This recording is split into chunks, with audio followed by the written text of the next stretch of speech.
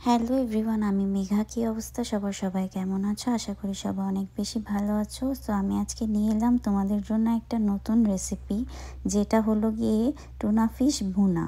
আর তোমরা tuna fish অনেকেই কম বেশি পছন্দ করে থাকো, তাই আমি আজকে এই রেসিপিটা তোমাদের সাথে শেয়ার করব।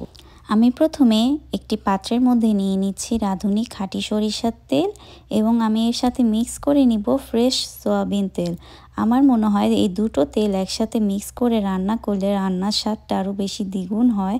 সো আমি তেলটাকে গরম হতে দিয়েছি।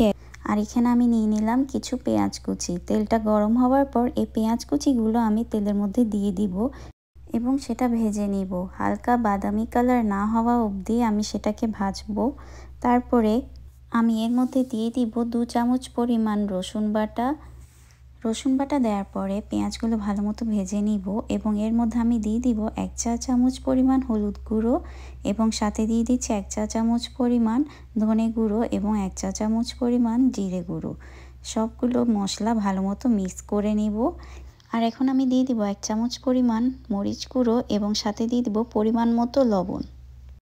এবং এখন আমি দিয়ে দিচ্ছি টুনা ফিশের জলটা, কারণ আমি প্রথমে টুনা ফিশটা আলাদা করে রেখেছিলাম আর জলটা রেখে দিয়েছিলাম, যাতে করে আমি রান্নায় এই জলটা ব্যবহার করতে পারি। সো তোমরা ওই টুনা ফিশ আলাদা করার পর জলটা ফেলো না, তোমরা ওই ক্যানের জলটাই এই রান্নায় ব্যবহার করতে পারো। এখন আমি দিয়ে দিচ্ছি কিউব করে কেটে রাখা টমেটো। সেটাকে আমি ভালো মতো মিক্স করে নিব যতক্ষণ না সেটা নরম হয়ে আসছে।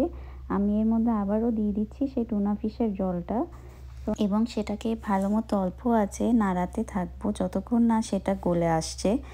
এখন আমি এটা গলে আসার পরে এখানের মধ্যে দিয়ে দিব সেই টুনা ফিশগুলো।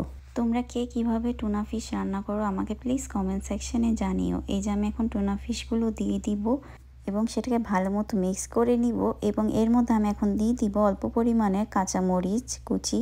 এই কাঁচামরিচ কুচি যারা ঝাল খেতে পছন্দ করো তারাও দিতে পারো। সো আমি ঝাল খেতে পছন্দ করি বলেই আমি কাঁচামরিচটা ইউজ করে নিচ্ছি। এবং এর মধ্যে আমি দিয়ে দিব অল্প পরিমাণের জল দেওয়ার পর আমি সেটাকে 10-15 মিনিটের জন্য ঢাকা দিয়ে দিব। এবং খেয়াল রাখতে হবে মাছটা যেন পুরোপুরি গলে না যায়, সেই জন্যই আমাদেরকে এটা মিডিয়াম আঁচেই রান্না করতে হবে। এই যে দেখো আমার মাছটা কিন্তু পুরোপুরি গলেনি, আড়া ভাঙা হয়েছে। সো এতটুকুর মধ্যেই তোমাদেরকে রান্নাটা করতে হবে, নাহলে তোমরা এটা স্বাদ পাবে না। আর এখানে আমি এখন অল্প পরিমাণে ধনেপাতা কুচি ইউজ করে নিব, কারণ আমার মনে হয় রান্নার শেষে ধনেপাতা কুচিটা দিলে ফ্লেভারটা আরও বেশি ভালো হয়। সো আমার রান্না শেষ, আজকের জন্য এতটুকুই। সব ভালো থেকো, সুস্থ থেকো।